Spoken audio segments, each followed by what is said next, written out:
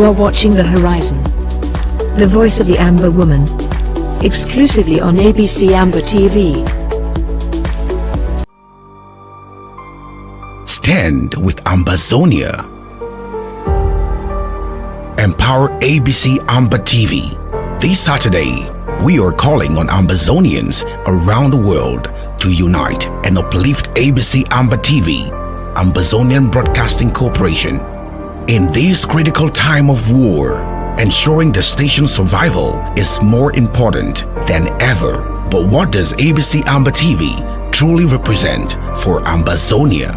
At the heart of Ambazonia's war of independence, ABC Amba TV stands as a beacon. Years of recolonization, annexation, and French Cameroon's oppressive occupation of the southern Cameroon's Ambazonia have led to our exclusion. Our identity was hidden, our history distorted, our sovereignty denied. Queen of England is aware that the British Southern Cameroons were never a colony under France. Since its inception in 2018, ABC Amba TV has been our lifeline. Months of diplomacy have failed to resolve the crisis as fear grows over an imminent Russian invasion of Ukraine. Our work in the dark is our chance to tell our stories to the world, to give voice to the voiceless and broadcast the truth of our struggle. We are serious about executing this revolution. It has become a vital arm of our government in wartime, making diplomacy achievable and showcasing our untold stories. ABC Amba, you guys know how important ABC is for this, our quest for international recognition. This Saturday, your donations can make a world of difference. Every bit of support helps keep our stories alive, our presence known, and our fight in the global conversation. The moment they notice that we are no longer on air, they think that, oh, maybe La Republique has succeeded. This is about Ambazonia. One thing we must always remember. Where would we be without ABC Amba TV? Let's ensure we never have to find out. A revolution is a temporary state of insanity to bring about sanity.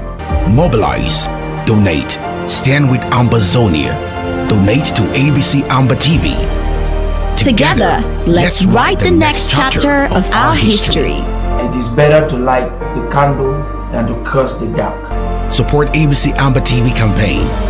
Ambazonia Independence, voice for the voiceless. Mobilize for change.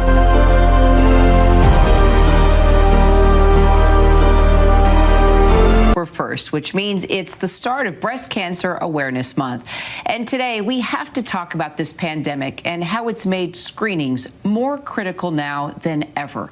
According to the CDC, we are seeing an 87% decline in breast cancer screenings. And there's a real concern now that it will result in a tidal wave of stage 3 and stage 4 breast cancer cases. I'd like to bring in its founder of the Susan G. Komen Organization and co-founder of the Promise Fund, Nancy Brinker. Nancy, thanks so much for being here with us. Thank you, Kira. It's wonderful to be here with you today, and thanks for covering this topic.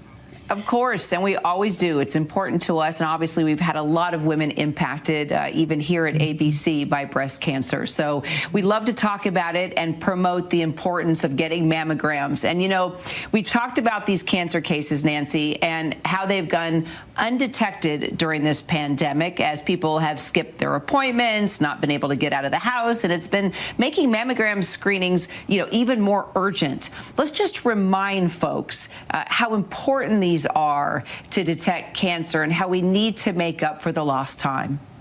Well, breast and cervical cancers are two, Kira, of the largest cancer killers of women. 80 to 90%. That's how far behind we are in women, the drop in women getting screenings for breast cancer last year in 2020. And I'm very afraid of the dire outcomes, and they'll come quickly because people who miss screenings and have early disease, it can easily go into very advanced disease.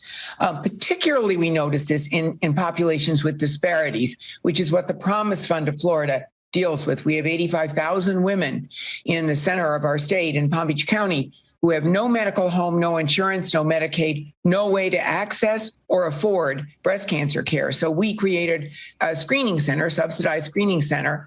And so far we've screened, treated, navigated, and taken care of over 10,000 of them. And we have to be able to keep this up. We're very worried, though, about people not coming in for their screenings and getting taken care of. And, 2021 marks 50 years since President Nixon declared a war on cancer. I mean, I remember that phrase and that mission. Good evening, good morning, good afternoon.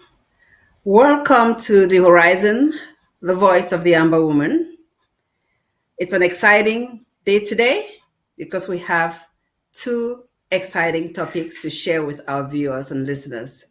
Let me start by really appreciating everybody who watches our show from the home front, from neighboring La République du Cameroon, from Nigeria and other African nations, and all over the diaspora. We appreciate you, and we're here because you are there. Thank you so much. Again, today we have two exciting shows. One is about breast cancer. You just saw the brief clip on it, but we'll talk more detailedly on it towards the end of today's program. The other topic has to do with what's up with Biya of La République du Cameroun. And if he has disappeared, what are the ramifications for the former British Southern Cameroons, also known as Ambazonia? So to delve into these topics today, I have two of our great leaders in our journey for international recognition. I have starting with Dr. Yaya. I don't know if she's joined us yet, but let's start with Dr. Fred Lobati. Doc, welcome to The Horizon, the voice of the Amber Woman. Yeah, I'm very happy to be with you again in this program. It's wonderful, and I trust that we'll be able to give truthful and useful information to our people to help them navigate through this turbulent phase when people are thinking and saying that Biya may be gone. What does it mean, and how do we need to comport ourselves, and what is the outcome going to be for our people? Yes, we will start the program talking about Biya. So maybe we can change the caption on the television, because I think our guest for the breast cancer hasn't joined us yet. So let's start the program talking about Biya. So Doc,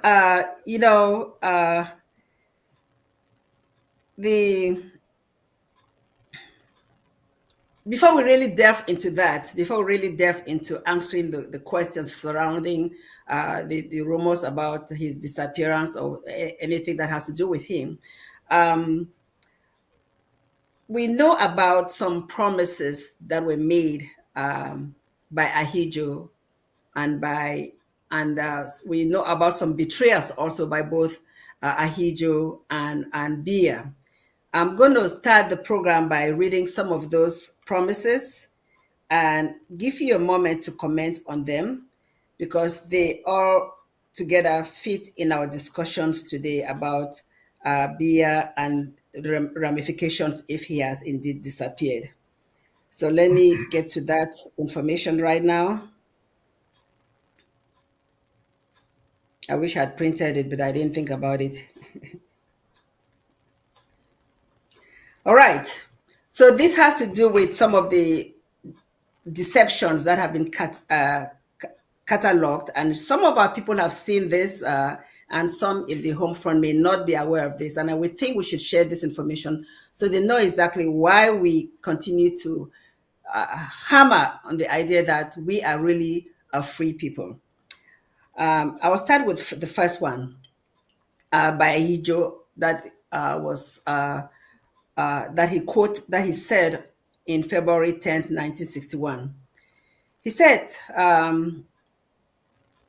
the two territories will be united, but they will maintain their respective institutions. The Southern Cameroons will keep its administration, its own parliament, and its own laws. The next quote: "We have promised and we solemnly reaffirm that the institutions of the Southern Cameroons will be respected. We will not annex the Southern Cameroons." And then the third one: "The union between the two territories will be a federal one, with each territory maintaining its autonomy and institutions."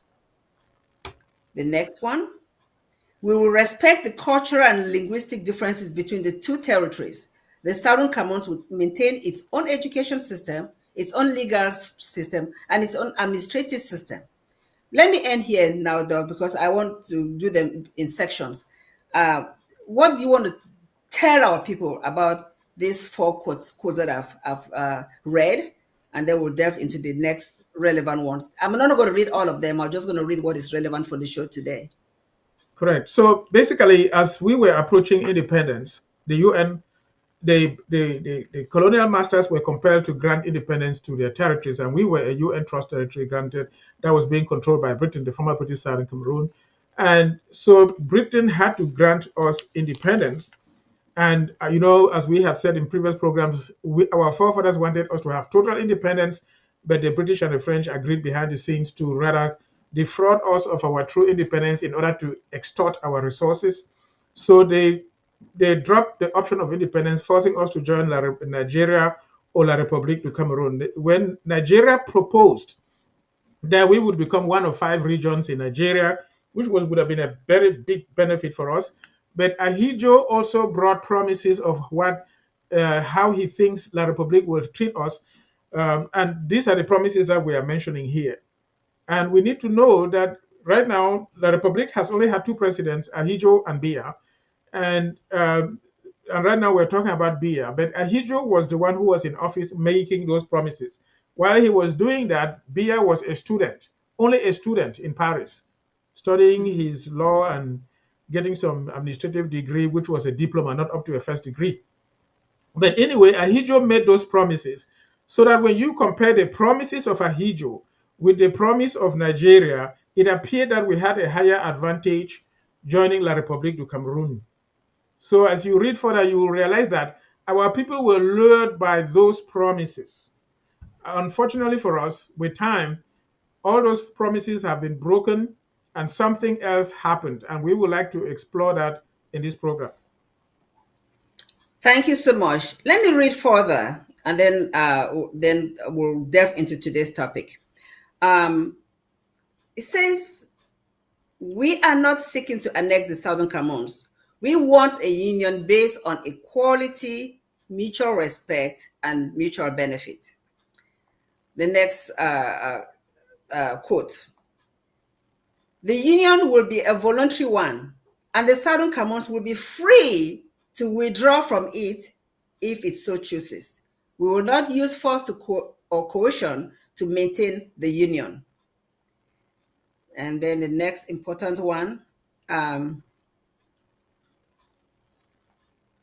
"We will establish a federal government with a president, a prime minister, and a council of ministers. The Southern Cameroons will have its own representatives in the federal government."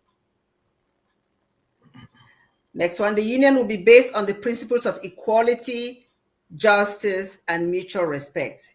We will work together to build a united and prosperous Cameroon." And the final one, "The union will be a voluntary one, and either territory can withdraw from it if it so chooses." I think I read this one already. So I'm skipping to read only the relevant ones. I think I have covered the most important ones. There are many of them. What do you want to say about this particular section that I just read? There were like 18 promises.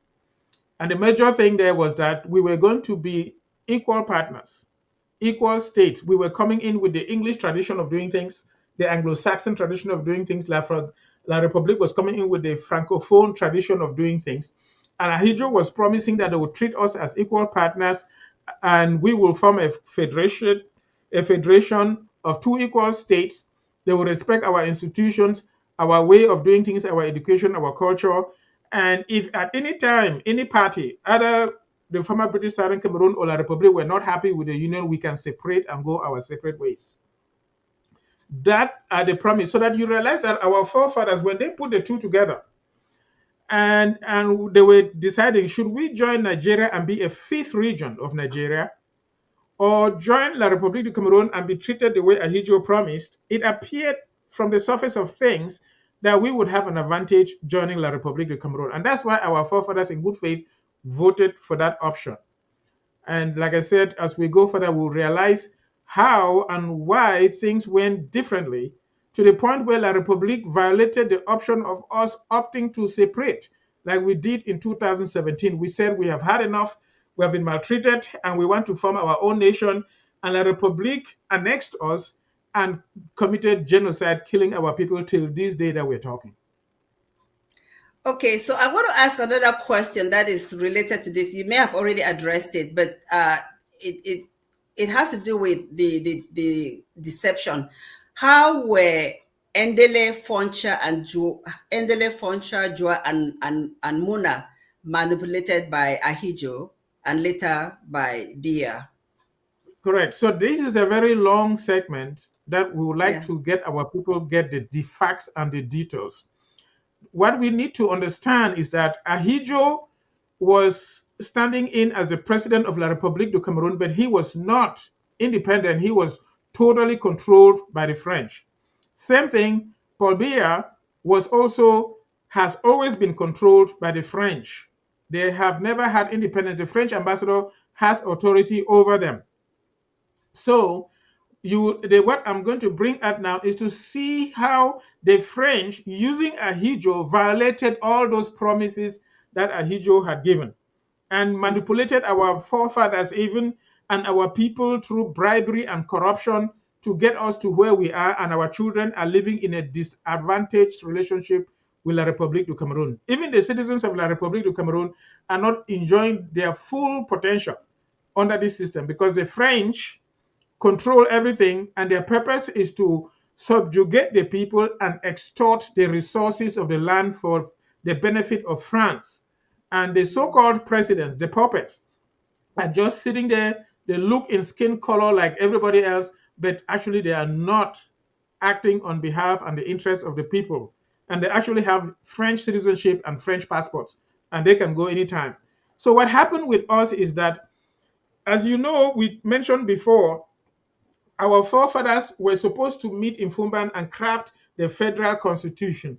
We were a United Nations Trust territory granted to Britain to administer on behalf of the United Nations. So the meeting that was supposed to hold to craft this federal constitution that Ahidjo promised, the United Nations as our owning father had to be there. Britain that had been administering us had to be there. La République could be there. Our forefathers would be there, and the French. But unfortunately, what happened, as we have said in previous programs, only France, Ahidjo, and our forefathers met. The UN was not present. The British were not present. Unfortunately, the UN Secretary General died in the Congo, which I think he was killed by the parties that did not want the UN to be there. And the British that betrayed us were also not there. Therefore, it was a failed attempt at federation. And in spite of that, our forefathers, bewildered, came up with what they thought was a federal constitution that could hold, and it never held. And we will read now how Ahidjo, led by the French, violated all the fake agreements that they thought they had come up with in Fumban. So what happened is that the destruction of the Southern Cameroons, known then as the West Cameroon institutions, were accelerated by Ahidjo using Emmanuel Tabi Egbe and Solomon Tandeng Muna with instructions from the French presidency, the Élysée. And they schemed to destroy everything, and any heroic leaders like Augustin Gomjoa were dealt with and gotten out of the way.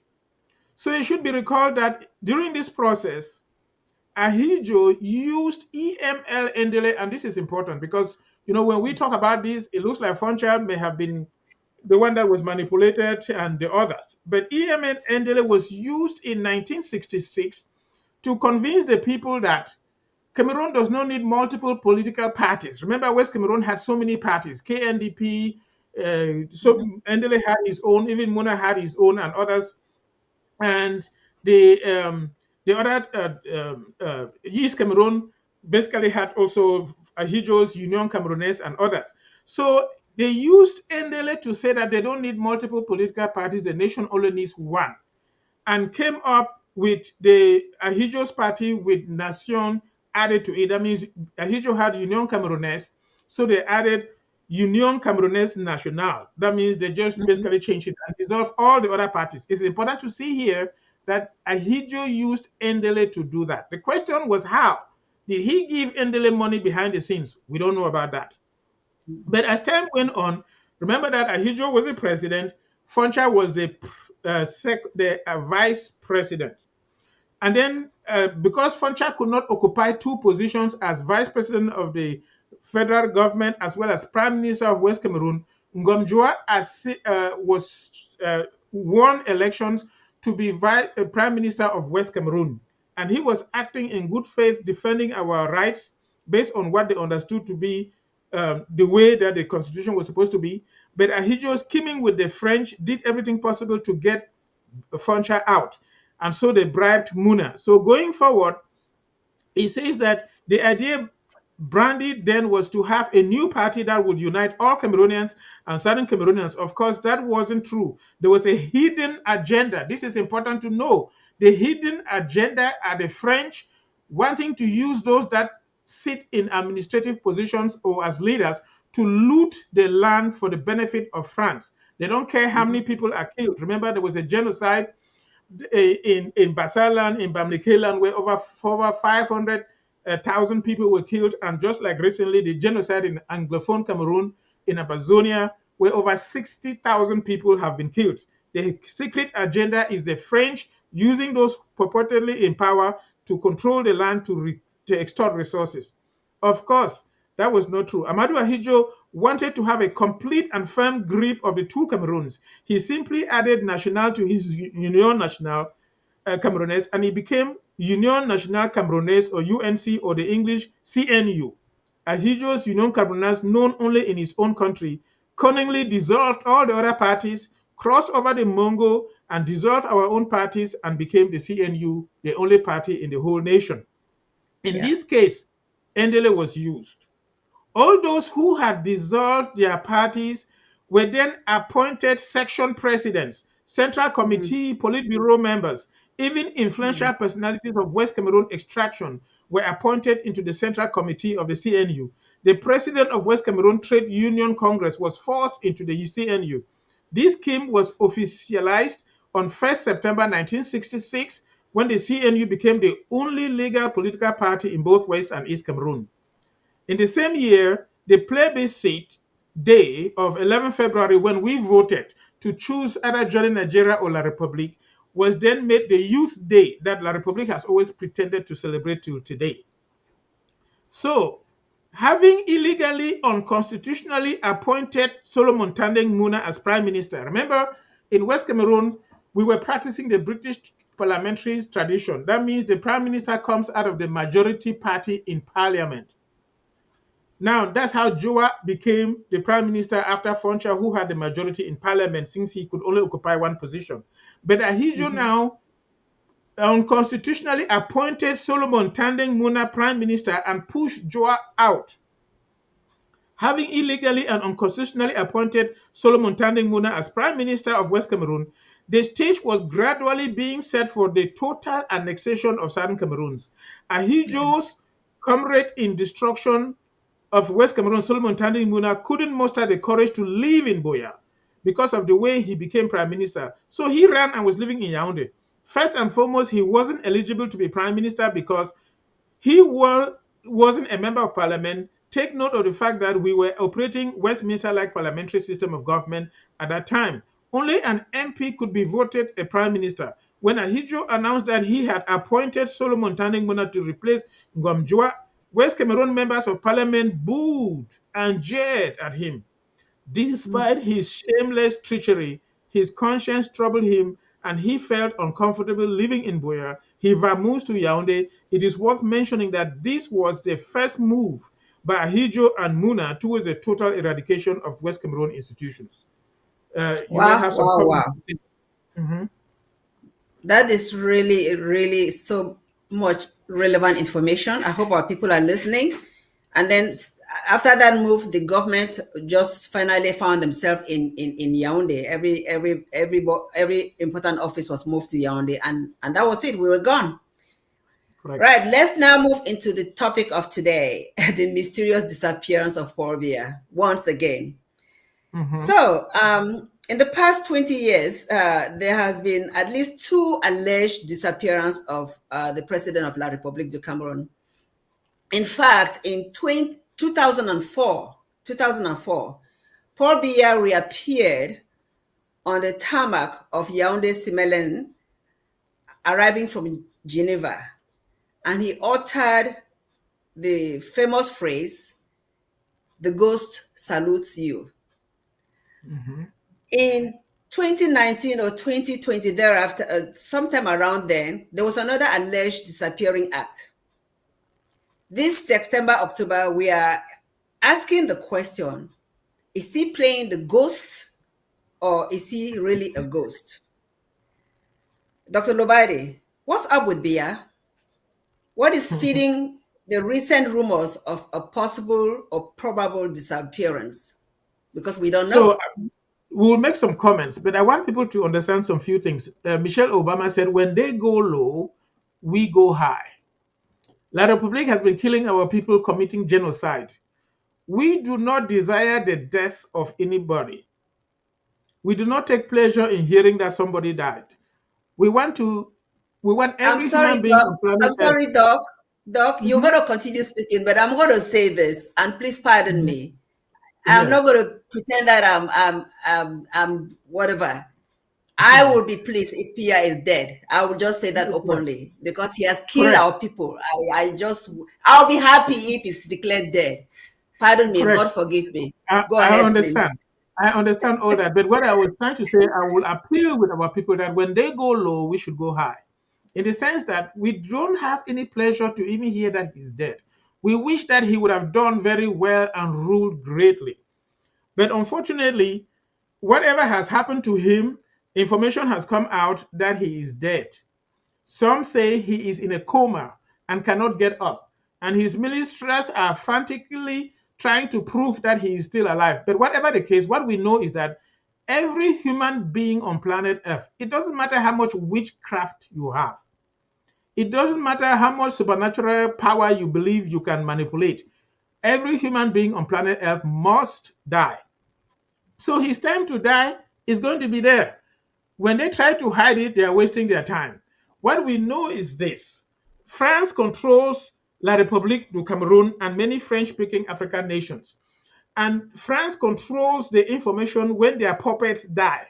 What happened in Ivory Coast is that in the early 1990s, when Houphouët-Boigny, the first president of Ivory Coast, died, the French hid the information for 7 full months to prepare the ground and to make sure that the new leadership would be subservient to France before they allowed that information to come out and then put their people in place to continue controlling Ivory Coast. Same thing happened to Togo. When Eyadema died.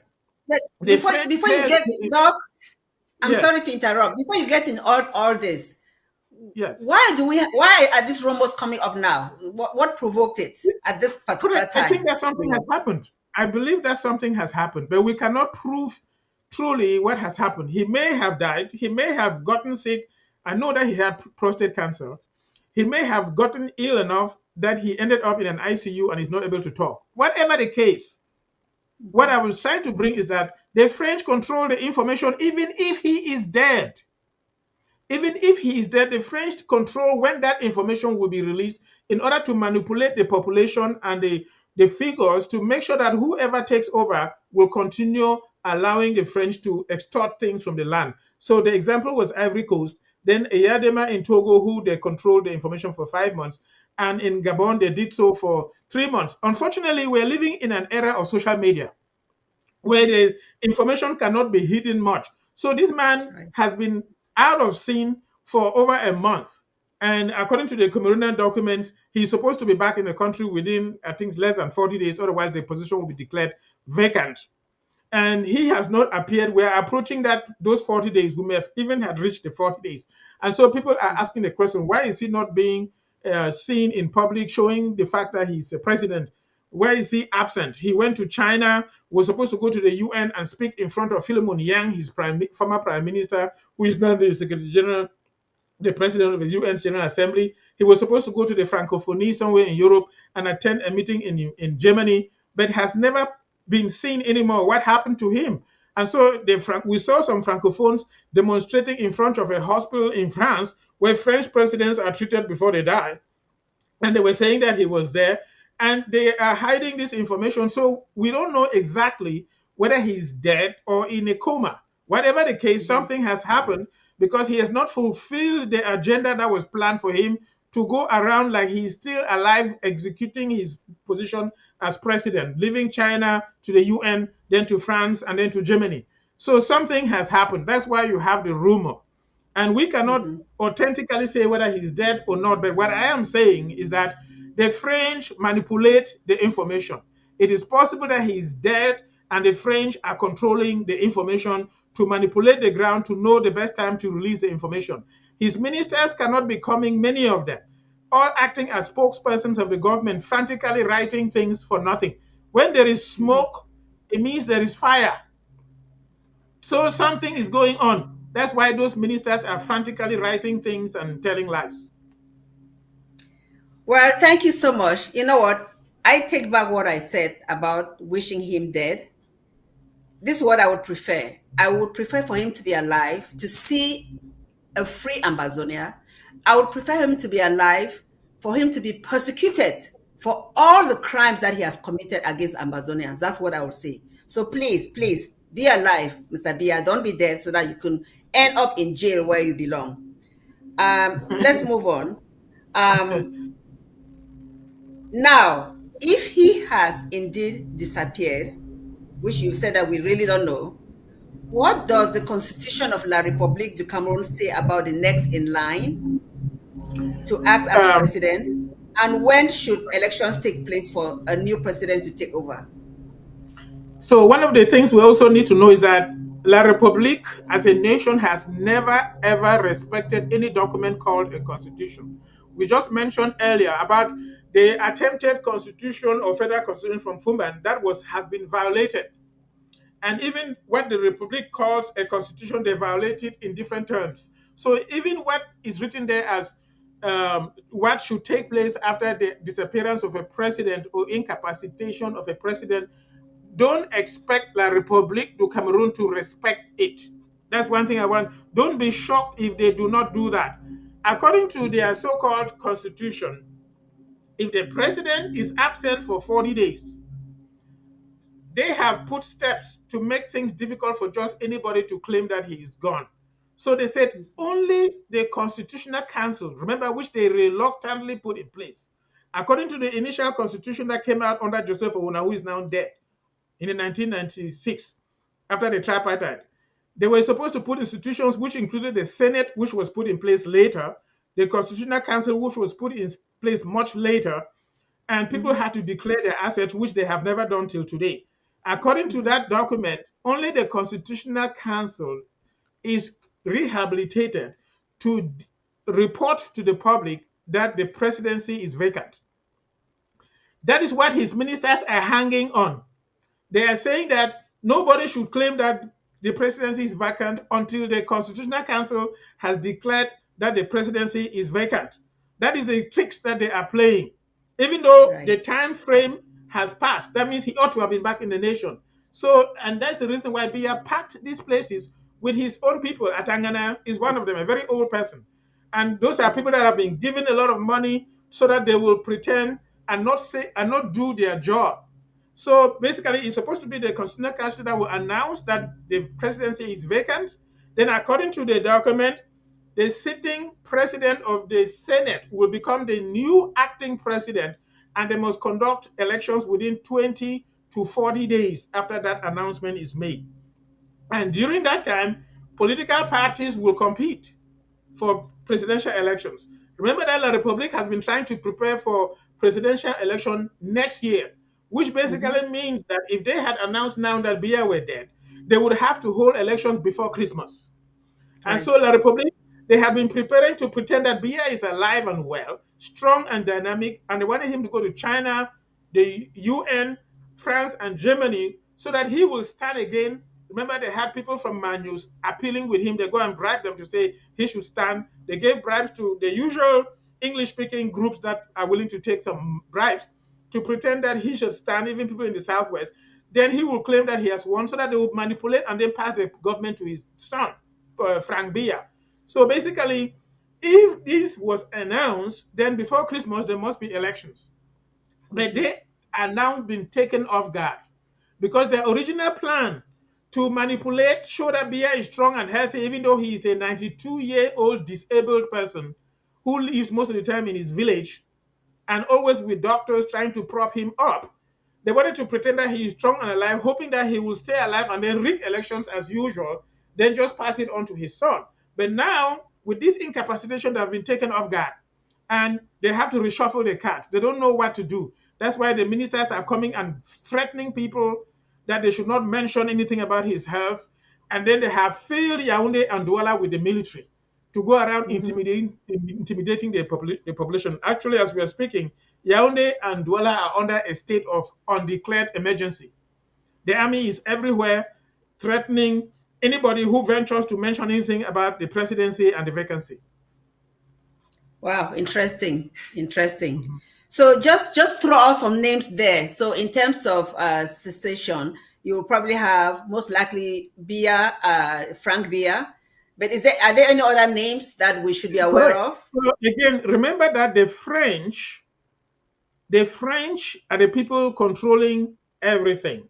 The French want to put the person after Biya that will serve their interests, that will allow them to control the country and continue to extort all the resources, like the oil resources in West Cameroon. Remember, there's also oil in East Cameroon.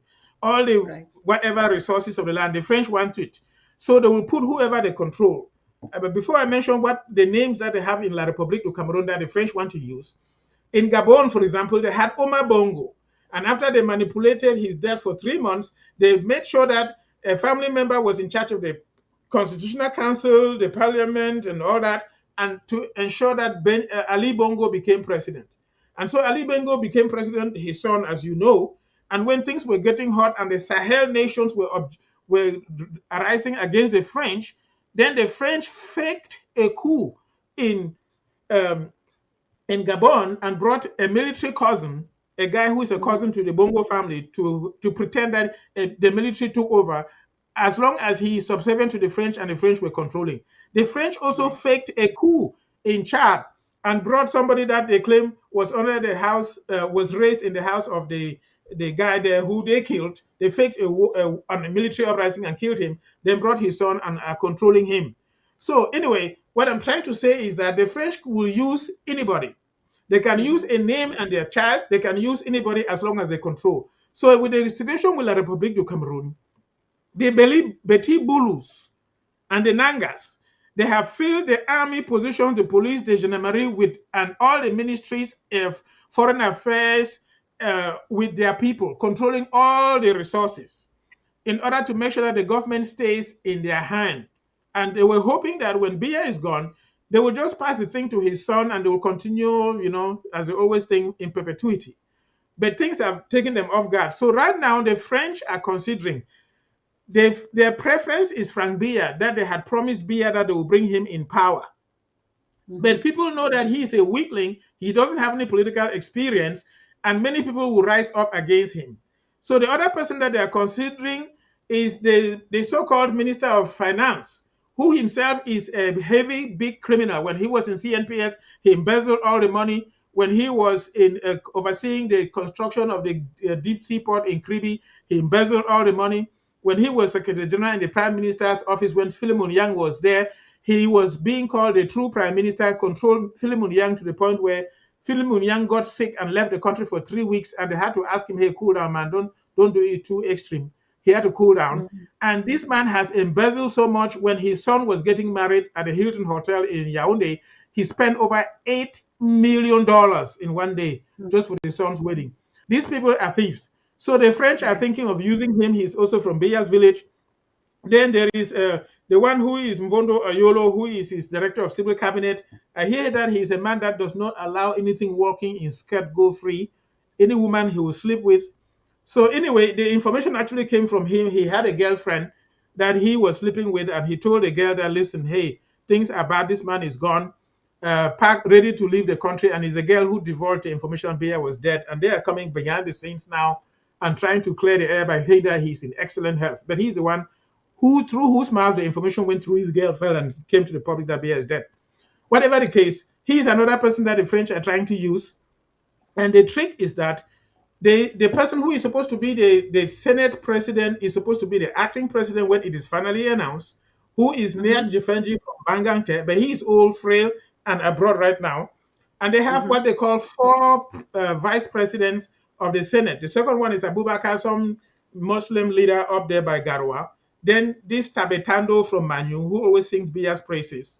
And then they just recently, in less than a year, brought in this Biya's relative, Nkili, who is the 4th vice president of the Senate. So the plan is to use this Nkili man as the sitting president of the Senate, push out all the previous ones, then he will be the one to oversee the election, so that the CPDM will shuffle the card, make Frank Biya the chairman of the CPDM and the candidate, and then rig elections as usual. That is the one plan that the French have. So they will either use the Frank Biya this way that I'm talking about, or any of the other persons to give the impression that the name Biya is off the scene. But as long as the French control the resources, that is what they want. Know that it is the French. The French ambassador in Yaoundé is a military general. He is the one controlling the place. He's the one organizing and leading the disorderliness among even the Amazonian children, factions, and the killing and the genocide happening in Amazonia. Wow, thank you so much. The next question I'm going to ask is probably related to what you just said, but this may not or may or may not concern our people, Southern Cameroons. We share a border with La République du Cameroon. But what do you think about all the factions that want to remain in leadership? You have the Bulus, the Betis, the Bamilekes, maybe the people from the north. What this dynamic? How will that play in this scenario right now? Okay, so I'm giving you my personal opinion and my convictions. Everybody tries to have control. The Northerners under Ahidjo, remember Ahidjo was the first president of La République du Cameroon. They got disappointed because using Biya, they killed over 50 military officers from the north in the fake so-called military coup in Yaoundé that was staged. Right. They killed them, eradicated them, and then power has shifted to the so-called south, which is the Bulus and the Betis. And then once in a while, Biya tries to form what he calls an axis of the south and the north in order to sideline the Bamilekes. So the Northeast want to come back to power and revenge against the Bulus and the Betis. So the Bulus and the Betis are afraid of this revenge, and they want to make sure that power remains with them. That's why under Biya, they have made sure that all the army, the military, the gendarmerie, anything in uniform with guns is controlled by them. So the Northeast youth will be angry, want to take back power to revenge because they're Muslims. The Muslims don't forgive. They must revenge what happened to them. And the Bulus are afraid of this, and so they have armed themselves. They have stolen a lot of money, have a lot of military weapons. But we know that they are cowards because in the Amazonian War, when you send them to West Cameroon, they went there and they were killed. They ran to the offices and their leaders, and they sent other children to go to Amazonia and die. So in spite of all the weapons that they have, they will not get far. So you have that. Then the Bamilekes also are struggling to come to power under Kamto because they believe that they are in the majority. What I personally believe is that the destiny of Cameroon is depicted in their flag. I will explain to you what I mean. If you look at the flag of Cameroon, it has 3 colors. You have the green, the red, and the yellow. The symbol for state is the star, which is yellow. Now the green, remember when Ahidjo was ruling, he said he was for the green revolution. And green is symbolic of fruitfulness. That was the most fruitful time of the experiment called Cameroon. I mean, things were more equitably distributed, and people felt like, there was no big trouble. Anglophones, even though the monarchs were bribed, did not complain much. Ahidjo died and the green disappeared, which had two stars. So the two nations that attempted to be together, English Cameroon and French Cameroon, disappeared. Then we moved to the red, which is having only one star. What Biya calls the unitary nature of the state, one star. And you see the red because Biya's reign has been bloody. The genocide in Amazonia. But remember that besides the genocide in Amazonia, he has silently been killing people. I talked about how they faked the coup in 1984 or whatever, 84, 85, and killed a lot of the Ahidjo's faithful partners in the military, eradicated and killed them in Fu and all those places. So Biya's reign has been bloody. That's why you see the red. When Biya is gone, it does not matter who is doing, whether the Bulu Betis do whatever they think they want to do. I told you they're cowards. They may have guns and all the money, but they cannot fight in the bush. They cannot creep in the grass. The next phase will be the yellow, and that's where you see the star, which represents the state, will disappear. And the people of Cameroon will become their true persons.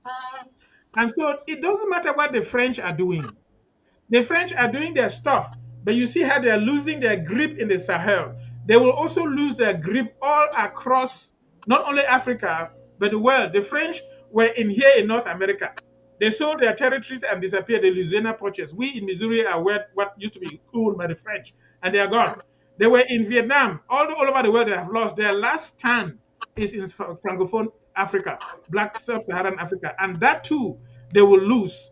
And so what I'm trying to say is that the phases of the changes of the children of Cameroon, the green under Ahidjo will be gone, the red under Biya will be gone, and the last phase will be the yellow, will assume our identity, and the attempted state controlled by the French, the yellow star, will disappear. That is my personal opinion, and that is the destiny of Cameroon. Wow, that's really interesting. That's really interesting. Let's hope that comes to pass. Thank you so much, Doc.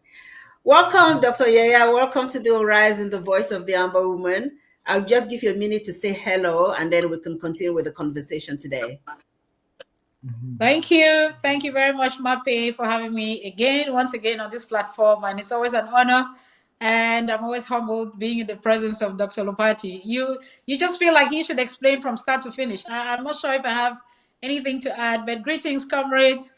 It's a wonderful time in our struggle. This is our Independence Month. It's October, so we are celebrating, and of course we have our flags. We saw what happened, on the ground, and also what happened in the diaspora. So keep the flames alive, regardless of whatever is happening in Yaoundé or anywhere. What matters is what's happening in Biya, and Biya is certain. So good evening, and hopefully we'll spend some time on the horizon talking about breast cancer. Certainly, we're going on to that topic in a few minutes. So let's try and conclude on this with a few more questions. What I just want to read now is just for information. You may choose to comment if you like to, Dr. Lobati. But we were asking this question that what is fueling these rumors right now, and you already touched that a little bit. But recently, there was a tweet by Thibault Nash that also is giving the information out that something may be amiss. And the tweet reads, "We may be seeing the final scene of the final act of 91-year-old Cameroon Prince Biya's 41 years in power, who is allegedly in Geneva for medical treatment and hasn't been seen since leaving Beijing on September 8th. I can imagine all the maneuvering in Yaoundé." So this is coming from a diplomat about what is happening. And of course, we're all commenting here. And I say that the maneuvering, which you've already said, is really happening more in France than in Yaoundé. So I don't know if you want to comment on that, then we'll go to the next question. So Thibault Nagy used to be the Undersecretary for Foreign Affairs of the United States, or the Secretary of State for Africa.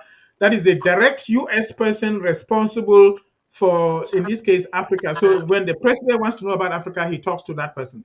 Thibault Nagy used to be that person. He was a diplomat in Yaoundé when the SDF was launched. He knows the story of Cameroon very well, and he watches. He is now retired.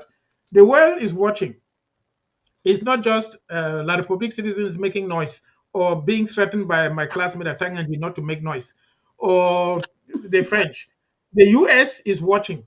Every nation on planet Earth is watching, and they know what is going on. They're just playing some game, and they cannot hide it forever. We're now in the era of social media. One day, the information will come out, and whether he likes it or not, it doesn't matter how much witchcraft he practices, he will be declared dead. Okay, and I just want to read this briefly. Then I'll ask our technician to play a certain audio, and then we'll conclude this section and move to the next topic. There's also a report from Bloomberg that Cameroon bonds drop as investors weigh political stability. President Biya's absence has raised questions about succession. Nations' bonds are among worst performance amid uncertainty. So this is something coming from the market about the Cameroon bonds, that there's something going on because they have dropped to the lowest because of his disappearance. I just wanted to give that as a piece of information. Now, as we conclude this portion of the topic today, I would want us to listen to one of our dear Pa Litumbe give us a summary of what we've already discussed a little bit before talking about the disappearance for Biya. If we can listen to that audio, that would be perfect at this time. And then we'll delve into breast cancer. Mm. Mm. Mm. Mm. Mm.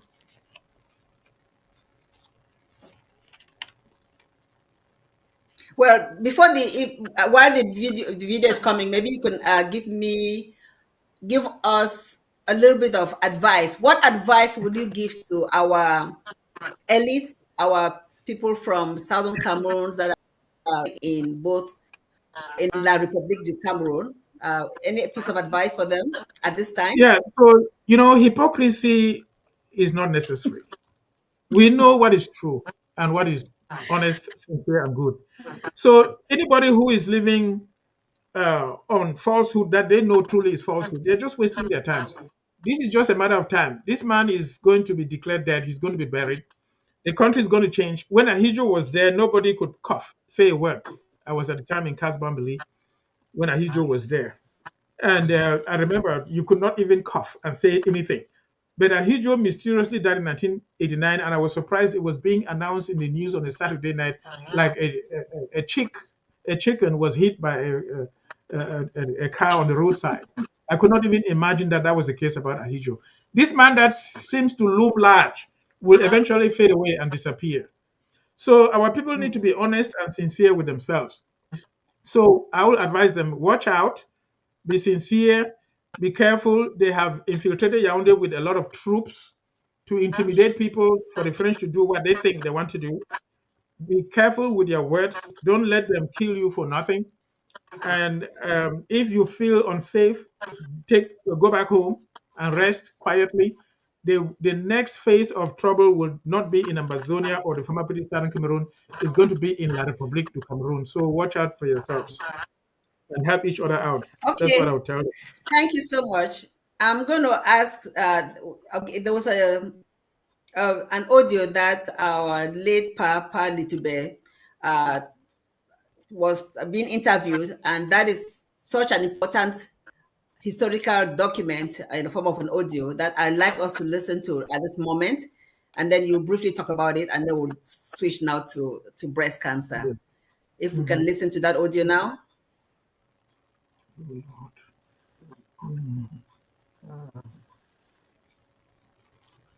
Another person who has views of his own is Molanjo Litumbe, who feels that the 1961 reunification was built on a faulty foundation.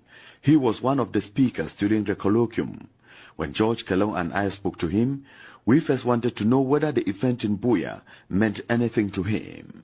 The winning members of the World War II designed that to stop any causes of a world war, the United Nations, to which all the nations of the world should belong, should draw up a constitution which will ensure that any complaints are nipped on the bud and there would be no Third World War. So they drew up a constitution which binds all member states who apply and are admitted to the United Nations. One of those states is La République du Cameroon, which had gained independence on 1st of January 1960 and applied and was admitted a member of the United Nations on 20th of September 1960. At the material time, we in southern Cameroon were still a UN trust territory, firmly under British colonial administration. If we were one country with La République at that time, there would have been no necessity for the UN to come and consult us in a plebiscite on 11th of February 1961 to inquire which big brother we would join, whether La République du Cameroun or Nigeria. This establishes that we were a separate country quite apart from La République du Cameroon. But we decided to join La République du Cameroun. When you say we decided,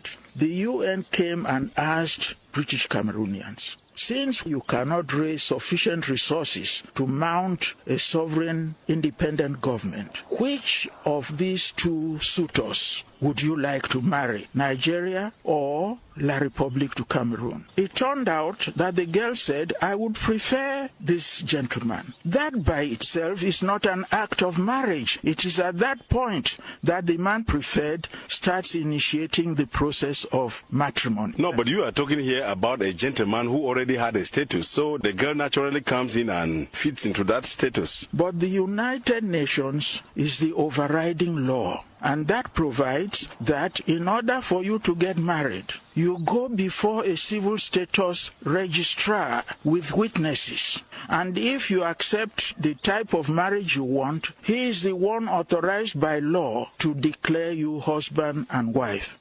If you just see a pretty girl from the university and you say, come and stay with me, when we graduate, we can then get married. You can even be performing the customary bedmatics of a married man. But you are not married because you have not gone through the statutory provisions by the Cameroon government that if you want to be married to a woman, go through this process. But the United Nations endorsed the results of the plebiscite of February 1961. That was the father of the girl saying, I have heard you, my daughter, as to the choice you wish to make.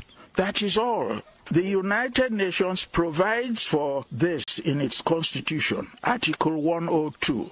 That says that if a member state of the UN, as La République had been since 20th of September 1960, wishes to join some other territory, he says you are free to do that. But at the point when you are entering the UN, you enter with your international boundaries. If you are going to join some other territory, this will cause a variation of your boundaries, which the UN has got to adjust because the Secretariat is the registry of all independent countries throughout the world. Molanjo Litumbe, from the way you talk, it's as if you've never recognized this union. No, I have told them that you could live with a woman, but that does not necessarily mean you are married. What do you make of the Fumban Conference and the constitution that was adopted later? When Britain had announced publicly that Nigeria was going to become independent as from 1st of October 1960,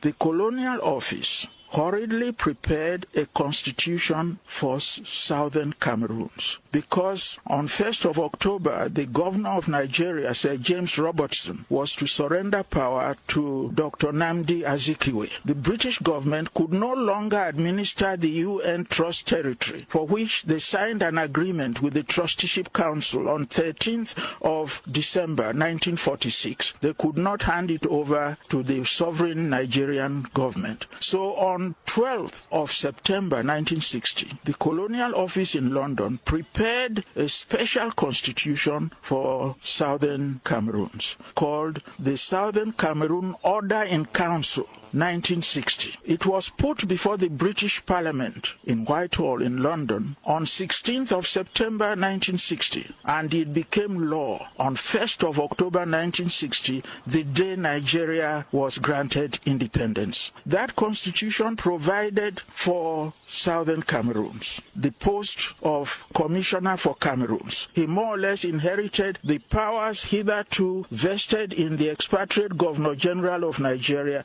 They took those powers and vested them on the Commissioner for Cameroons, a white man. The Constitution provided for two houses of Parliament, a House of Chiefs and a House of Assembly, an independent judiciary, and several others. But it reserved certain powers to the Colonial Office in London. Those powers were foreign affairs and defense, and to some extent taxation. So until the end of the trust over Southern Cameroons, the government of Dr. John Fonye had no constitutional authority to discuss the foreign affairs of Southern Cameroons. Sir, the union has been on for 53 years. What if somebody tells you that you are now crying over spilled milk? No. If you lose your shirt to a thief, and he's been wearing it, and then suddenly you discover it on him, and you say, "This is my shirt." He says, "But old boy, I've been wearing this shirt. My sweat has been in it." Does that absolve him from the crime of stealing? But we are talking here about a family in which very few people are disgruntled. No, I don't know when you talk of very few people are disgruntled. I can assure you that if that position was genuine, what is the problem then that we are discussing about? Cameroon will just come and say, well, if I had to agree with this girl who also loves me, if your analogy is correct, let us get together, draw up ourselves a contract of union, embodying what both of us agree, and file that at the UN. That resolves the matter. That is why my strong recommendation has always been, if La République loves Southern Cameroon, and Southern Cameroon, according to you, the majority love La République du Cameroun, what stops you inviting Southern Cameroons to go into an agreement acceptable to both of them, sign it, and file it at the United Nations? The matter is ended. Where we stand now, 53 years since the 1961 reunification, where do you think we should go from here? I am not opposed to La République du Cameroun joining Southern Cameroons. In fact, it's a bigger country, and a bigger country is better to play with. But Amadou Ahidjo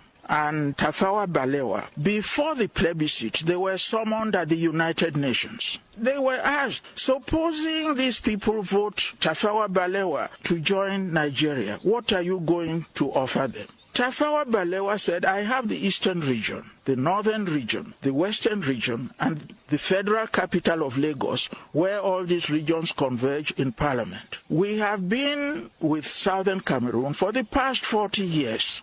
If they also wish to join us, they too will be a region with the same perquisites as any of the other regions, and we will all meet in the federal parliament in Lagos. That is my offer. So they said, thank you very much, Alhaji Tafawa Balewa. Alhaji Amadou Bello, what would you do if this Southern Cameroon, following a plebiscite, decide to join you? He said, well, these people are my brothers. We have grown up in different cultural heritage. The British tradition, we French. If they decide to join the independent state of La République du Cameroun, we will discuss the matter with them on the basis of equality. That I envisage creating a federation of two states equal in status. And we will then meet in the federal parliament in Yaoundé. So the UN came here on the 11th of February 1961. and offered Southern Cameroonians the two alternatives. If you decide to join Nigeria, you will be a region in Nigeria. If you decide to join La Republique, you will be a federation of two states equal in status. In other words, you will continue to do your own things the way you want. La Republique will do the things the way they want, and you will meet at the apex in Yaoundé. It was on that basis that the majority of Southern Cameroonians, following the bad experience of the Igbos, because we were administered by Nigeria through Enugu, the Igbos, they held all the top positions. The people in Southern Cameroon had nothing. Even in the market, they controlled it. A woman will want a piece of cloth, they'll just cut it and pay.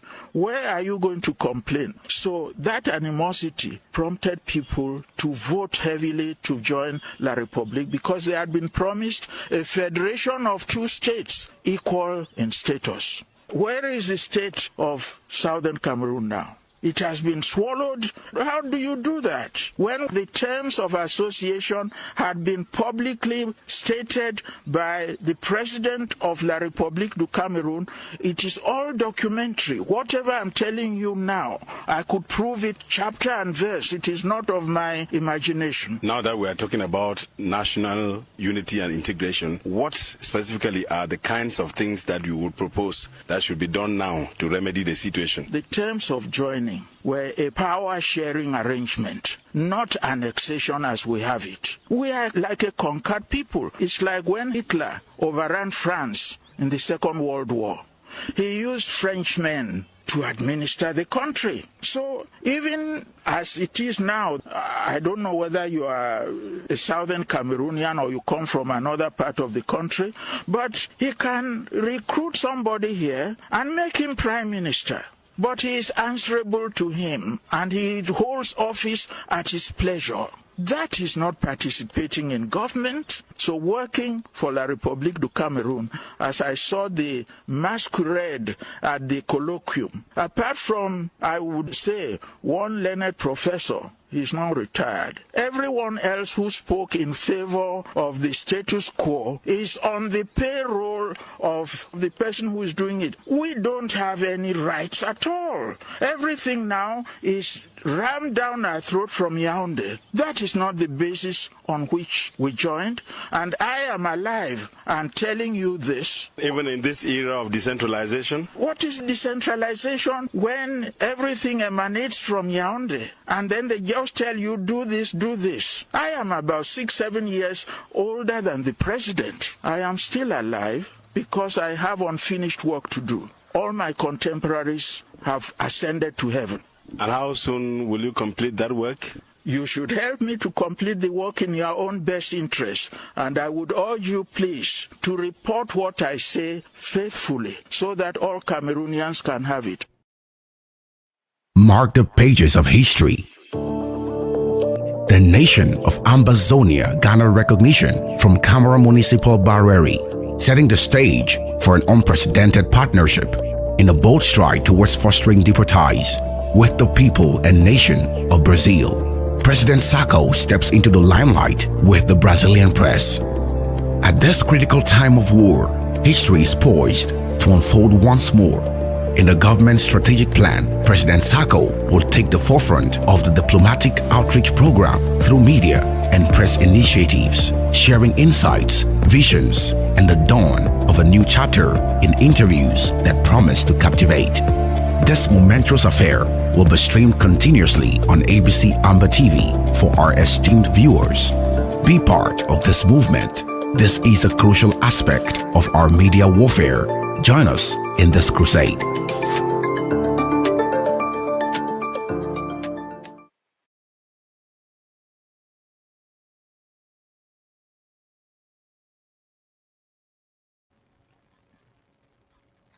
Thank you so much for that very, very important information. Thank you so much. Dr. Lobati, your brief comment on that so we can go to the next topic. Well, I don't think we have a lot to add to what you heard Pali Tumbe say. We just need to inform ourselves very well. Our cause is right. And because our cause is right, we have won. It's not like we will win. La Republique cannot go to any court on planet Earth or even in the heavenlies and defend themselves and defeat us. When you present the facts, they can only plead being guilty.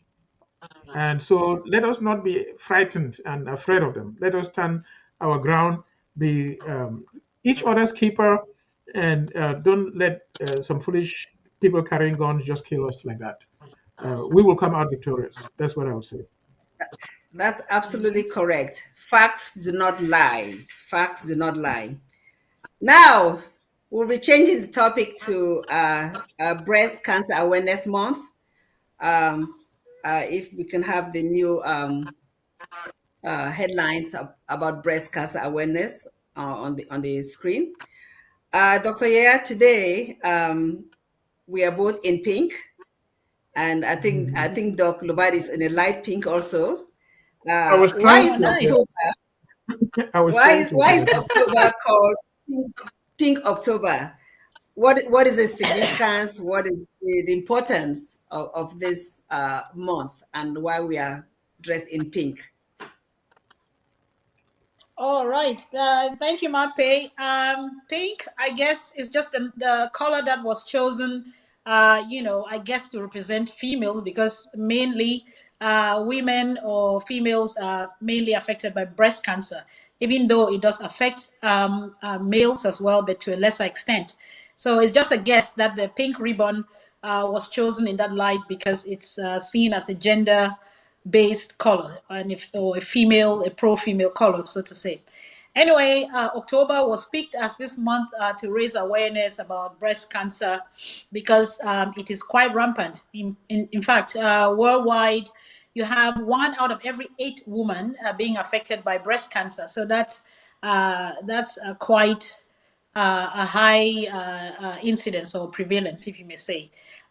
Therefore, some people thought it wise to start raising awareness, to talk about it, to educate the public, first of all, about what breast cancer is, and especially about screening and early screening, which therefore leads to early detection.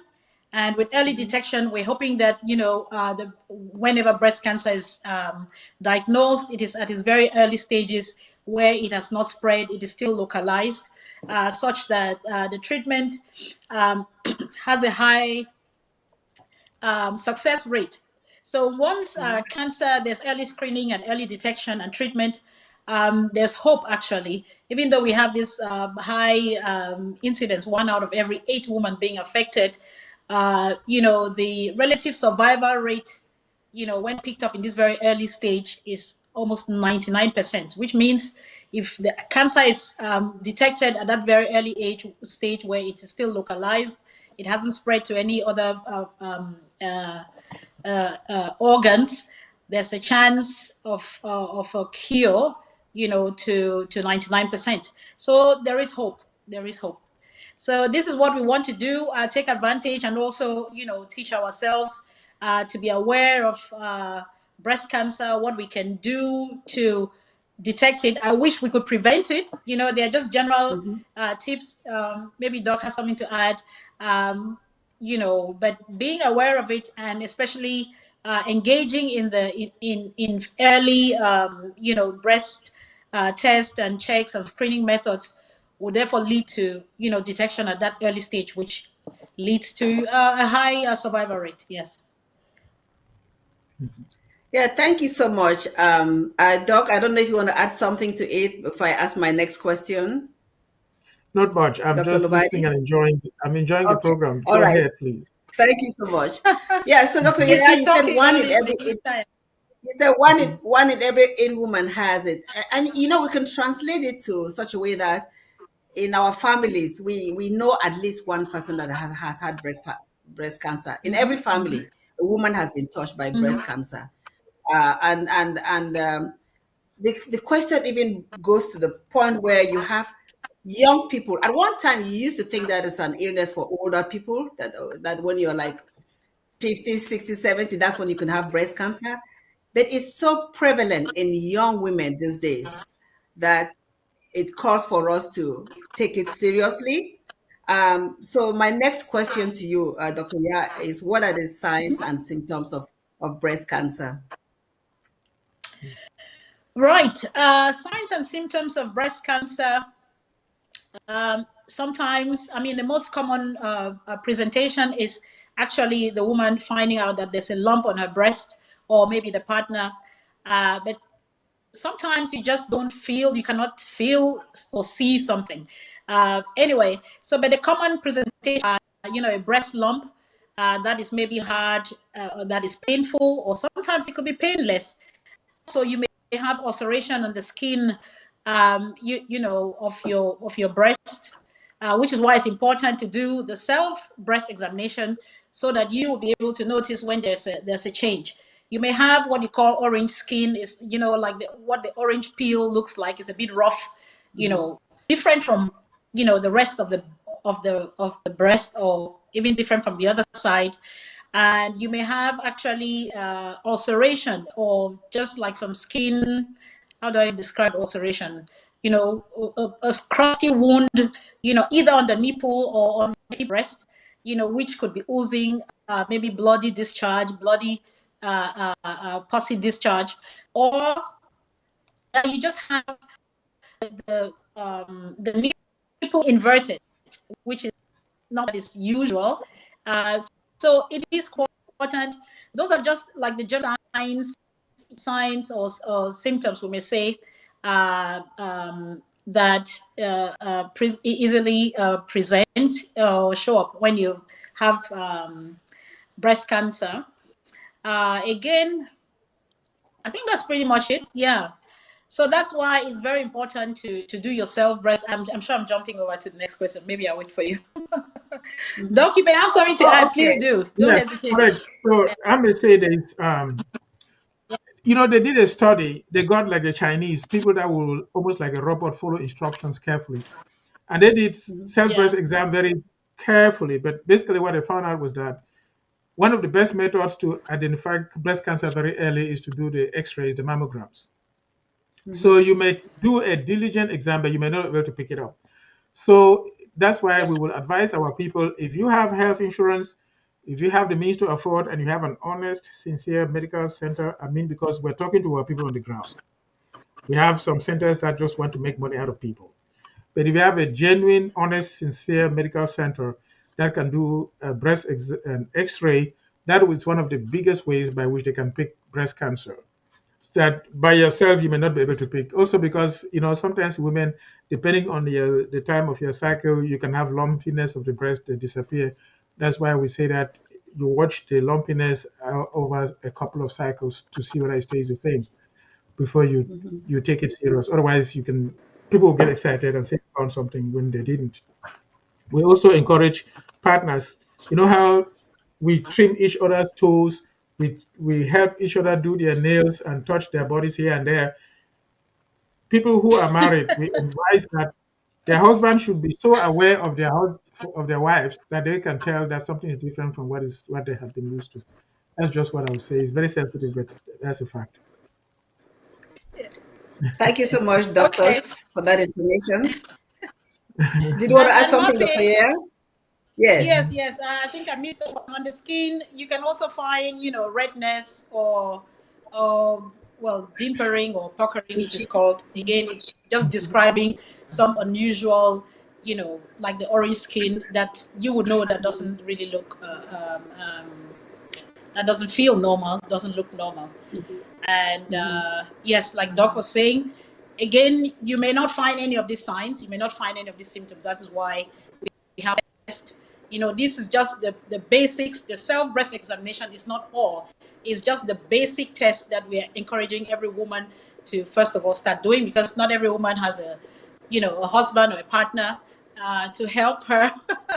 But anyway, and what is also important is to do it at a specific time of the month. I'm not sure when it's better, but it is advisable to do it every month. And maybe at a certain time that will also fall within, your hormonal cycle, because like Doc quite correctly said, the female breast, the consistency is very much dependent on the hormonal control, whatever hormones are at its peak at a certain time. So Anyway, with this self breast examination, we are going to find lumps and, lumpiness, put it that way. And that doesn't necessarily mean you have breast cancer, because again, the breast tissue undergoes a lot of, or is actually under the functioning of the hormones. So you may have an over awareness that leads to maybe anxiety. People may think, oh, I've got breast cancer because something is lumpy, and therefore will not want to carry on with that. We still say it is better to do the screening and overdiagnose rather than underdiagnose, because after you felt that lump, that's not all. That's not the diagnosis of breast cancer. That's just the first step. And then you get to see a physician who knows what they're actually doing, who does a physical exam, including blood works and everything, and then goes to the specific diagnostics, as Dr. Lobati described, which is the mammogram, which is like the X-ray of the breast. And once they see any suspicious, should I say lumps or calcification, then they will do an ultrasound. And if it still confirms the presence of a suspicious mass, then they will go ahead to do a biopsy, meaning taking some cells, puncturing that lesion to get cells that will be analyzed. What do you call? Under the microscope. Pathology. Yes. Exactly, under the microscope, to show whether they've got cancer cells or not. Yeah. So it is the first step, and definitely advisable to be done on a regular basis every month. Yeah. Yes, thank you so much. In terms of symptoms, I don't know, did you mention itching also? I must have misheard it. Did you mention itching? I didn't, but no, okay. I didn't. But that's so I redness, understand. ulceration. Yeah. Redness and itching. But I came across a video years back where the only sign that this lady encountered was itching. She just kept on having this itching on her breast that was not going anywhere. And she was a young lady and she let it go. She didn't think it was anything because there was no rash. It was just itching. And then when she went to the doctor, finally, and complained, lo and behold, it was breast cancer. So anything that is abnormal, so the key is that know your breast. Anything that is abnormal, do take care to find out more about it. You mentioned about the best time for breast examination. For women that are menstruating, the best time would be 3 to 5 days after their period. For women that are breastfeeding, the best time would be the first day of the month after they've emptied their breast, meaning that they've probably had the baby breastfed or they squeeze out the milk. And then for women that are in menopause, like some of us, the best time would be just choose any day of the month and just do it consistently on that day. So that's information on when to do your breast examination. Let's move on, Dr. Yaya, to really get more information about breast examination. I'm going to have a video shown that directs us how to do breast examination. Once we see that video, I'm going to have Dr. Yaya comment more on breast examination, and then we'll talk about one or two more things, and then we'll end the program for today. So if we can see the video on how to do a self breast examination, that would be very helpful.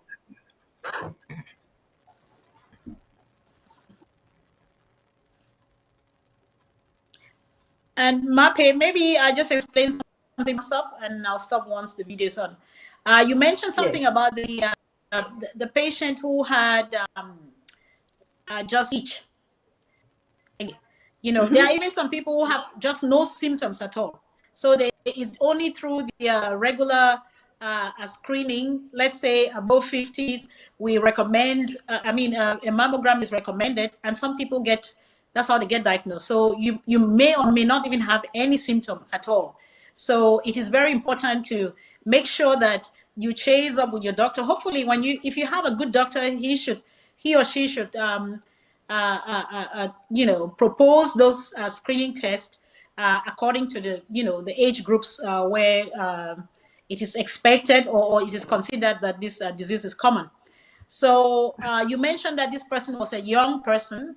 And yes, we are seeing a lot of that. You know, we have people with breast cancer, women with breast cancer below 40, even below 30s, you know, which is unfortunate. But we have other factors, other risk factors for breast cancer. Yes, age is one of it. However, you also have genetics. You have some people with a genetic predisposition because they have a certain presence of would you say they have a certain presence? They have the presence of a certain a gene or certain genes that run in their families. So if you have a first degree relative, say a sister or a mother or a daughter or that has breast cancer at a young age, that might just be a hint. You know, it is important that the rest of the family, the females, also get tested for these genes. They call them BRCA1 and 2. But anyway, we're just talking general. We know back home, I'm not sure whether these tests are available. They're probably maybe not, or very expensive and not affordable by everybody. But it's just to say that you still have, in as much as age is a risk factor, the older age, you also have genetic factors, and that can affect females at young age. Yeah. Okay, let's listen to the video. So we're going to show a video about self-breast examination that is very important, so we learn, because sometimes we may assume that we know how. Cooper, one of the breast surgeons at City of Hope.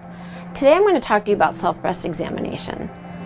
Around 8 out of 10 women detect breast cancers or breast lumps themselves. Therefore, it's important that every woman understand the basics of a self-breast examination. There are actually two components, look and feel. For the first part of the exam, looking, you want to stand or sit in front of a mirror. With your clothes off, you want to look at both breasts to see if there are any differences between the two. Examine the nipples to see if there's any difference between the two. Is one redder than the other? Is one pulling in? Then you want to put your hands on your hips and turn from side to side to see if there are any changes. While standing, you actually want to put your arms forward on your hips because this will bring out lumps that might not appear otherwise. It's important to raise both arms above the head. This will draw out any puckering or dimpling for masses that might be underneath the nipple.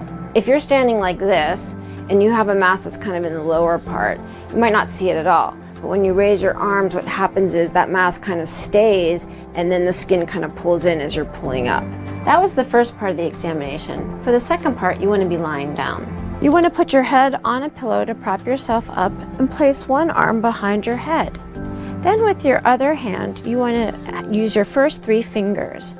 When you use only 1 finger or 2 fingers, you can actually separate the breast tissue and think that you feel something that isn't there. You can do this one of 2 ways.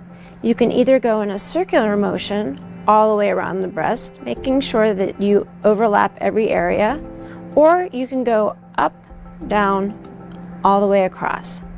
I prefer the circular motion. From the collarbone to the sternum or mid-chest, below the breast, and then all the way actually out into the underarm. Lymph nodes are underneath the underarm, and sometimes those can become bigger. When you're doing the breast examination, you're looking for things that feel different from the surrounding tissue.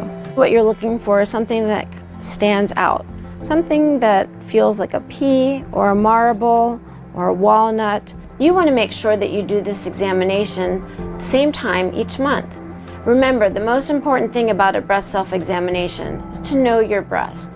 That way you can note any changes and alert your doctor.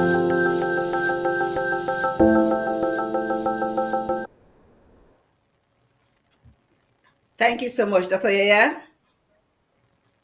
Thank you, Mape, for that video. It's quite self-explanatory, but what to lay emphasis is on the consistency. We must do this regularly and at the same time of the month, so that it is you can compare, and also know what is normal for you. Because if you know what your normal is, then you'll know when there's a change. And when you find that change, then you react to it by seeking medical help.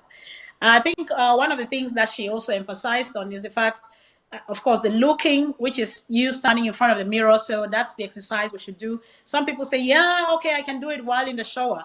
But that's a shortcut. You're just doing the what do you call the palpation is what feeling the test the the touching, but you need to also you need to observe. So that's the first part. So let's have the habit of standing in front of a mirror and actually doing what the lady has explained. And it's very important to have your hand at 90 degrees. Whether you're doing this, you're putting it on your way on your hips, or you're actually raising it behind your head and turning to the sides just to make sure that any hidden lumps will under gravity show up better.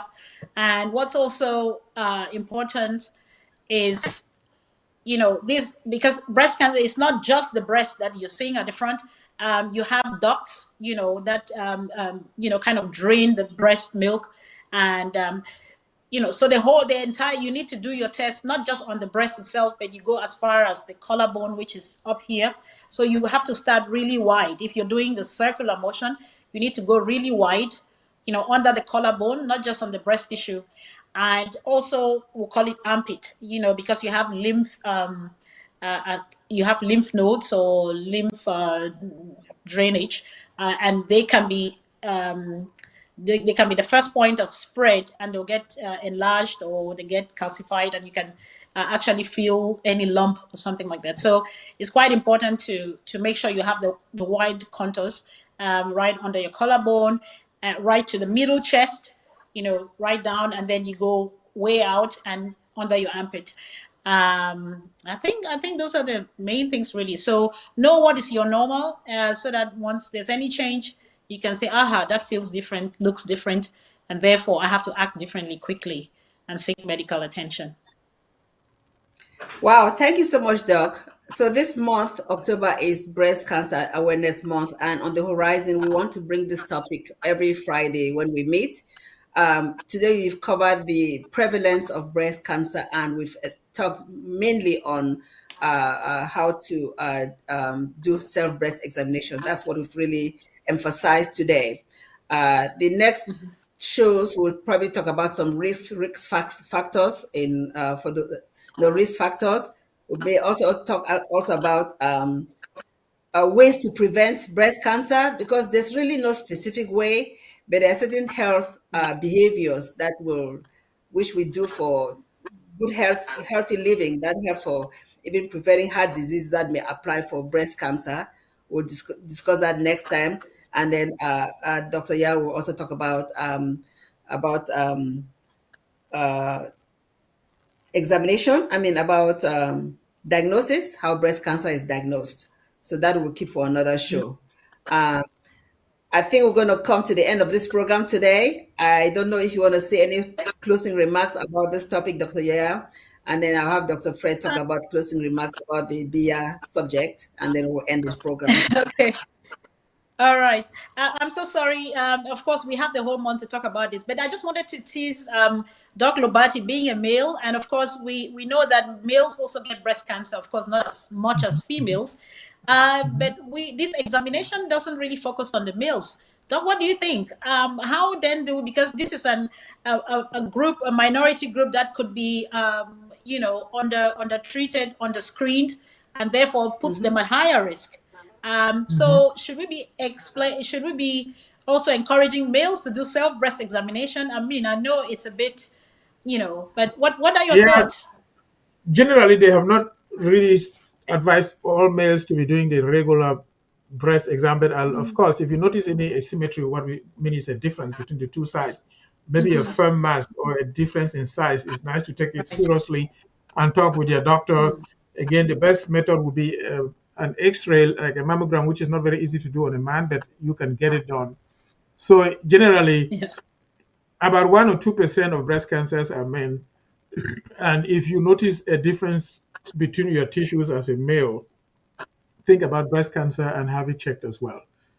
One thing that I'm worried about, remember that we are talking mostly to our people on the ground.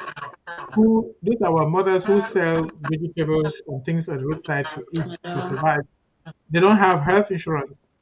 Unfortunately, when they carry the fear and go to see a doctor, some people take advantage of them and they can extort their money. I don't know the best way we can present it in such a way that our people know how to use the information without being taken advantage of. I know some cases where even one of my family members was told that she has breast cancer, and we here in the US, we do preservation of breast tissue when we do surgery. And they just literally amputated the breast, and which disfigures them, and it's not the right thing that we do these days.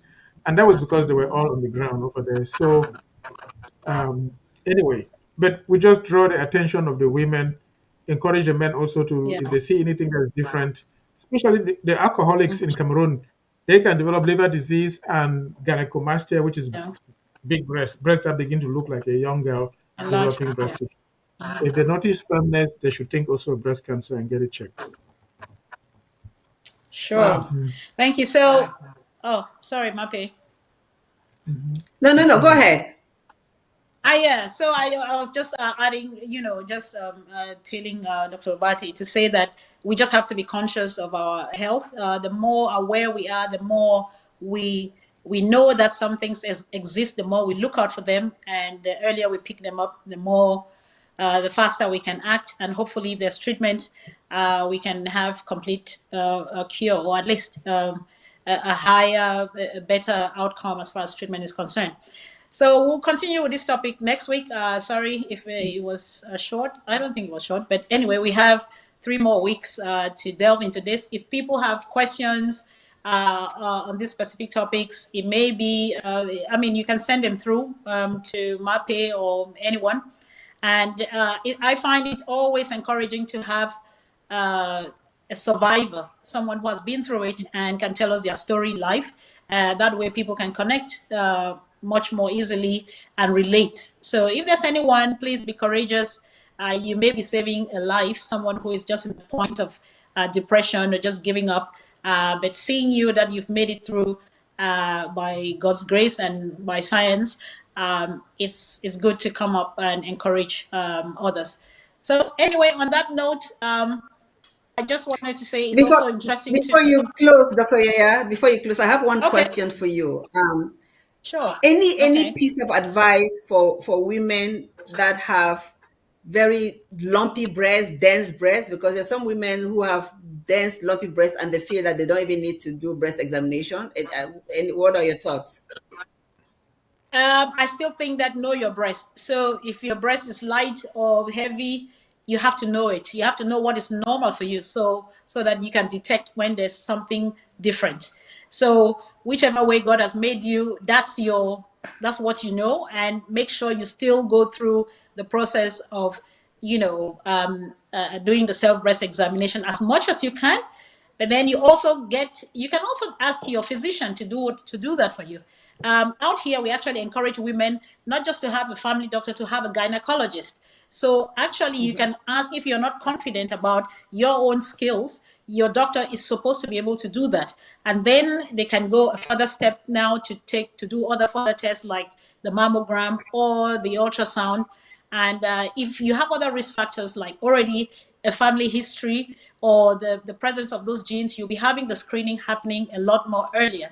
So you just have to do what is being recommended for everybody, because whether lumpy or not lumpy, you should know what is your normal state, and therefore you'll be able to detect any change here. Thank you so much. And to add to what you just said, women or people that have an annual physical examination, their doctors usually do a breast examination at that time. They remember that's just once a year. So that's why it's important for you to do it monthly, because you will catch something before your doctor catches it once a year later on.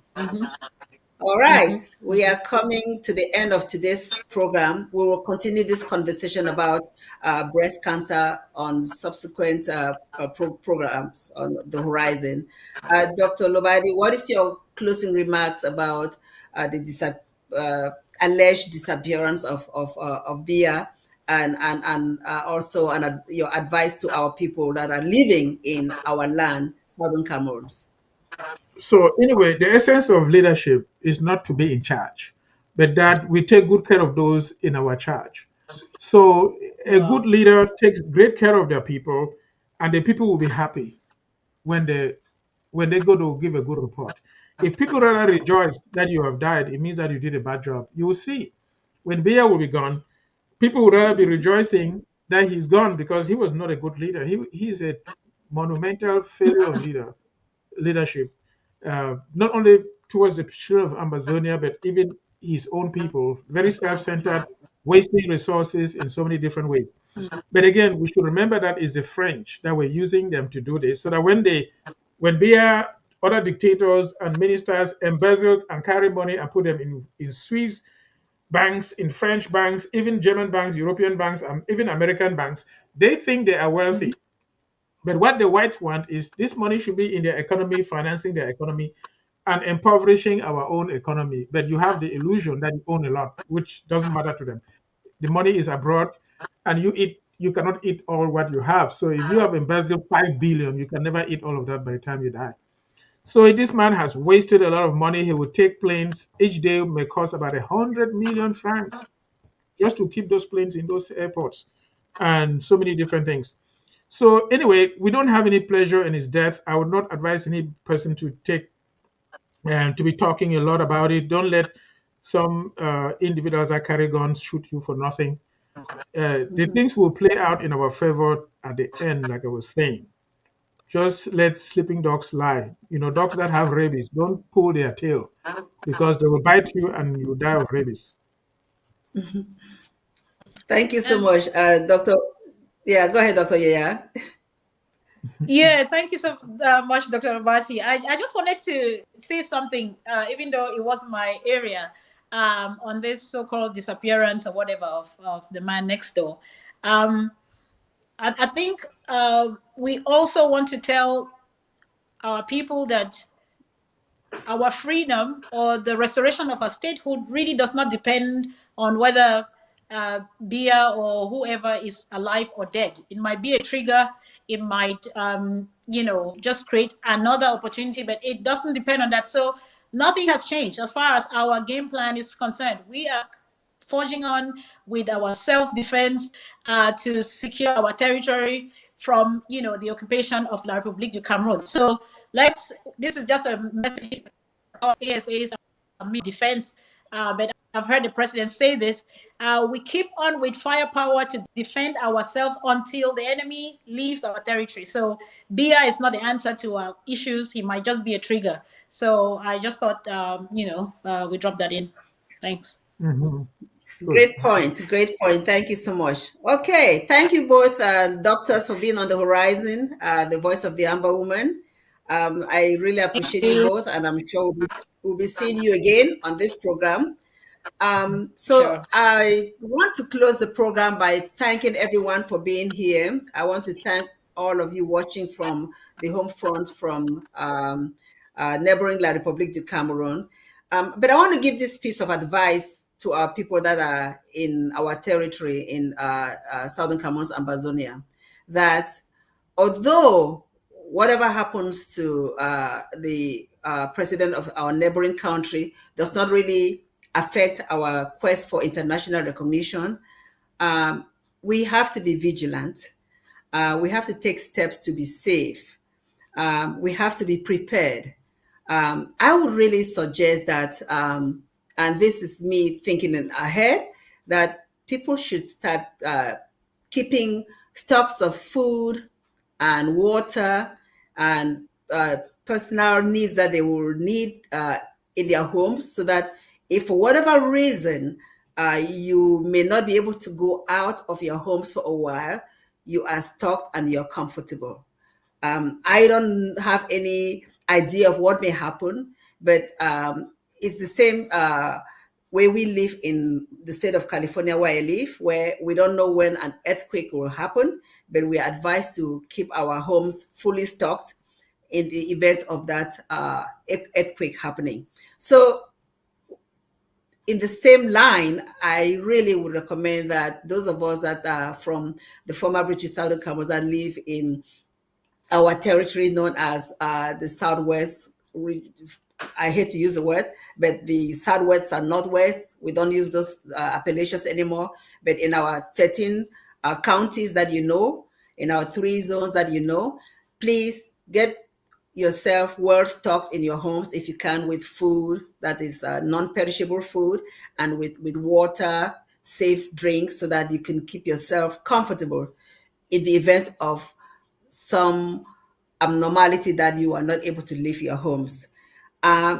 Also, I want to give this word of advice to our so-called elites, our leaders that are living in the lion's den, that believe in what Pa Litumbe said in the audio that we just listened to, that we have the right to be our own people, self-governing people, that you may have to start making some plans on how to leave the enemy's camp and return home. You may have to start thinking about those things, because home is home.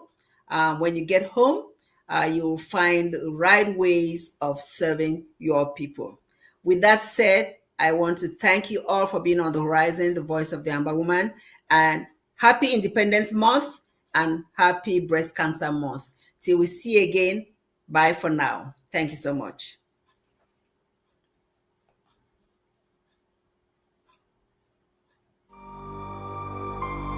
Stand with Ambazonia. Empower ABC Amba TV. This Saturday, we are calling on Ambazonians around the world to unite and uplift ABC Amba TV, Ambazonian Broadcasting Corporation. In this critical time of war, ensuring the station's survival is more important than ever. But what does ABC Amba TV truly represent for Ambazonia?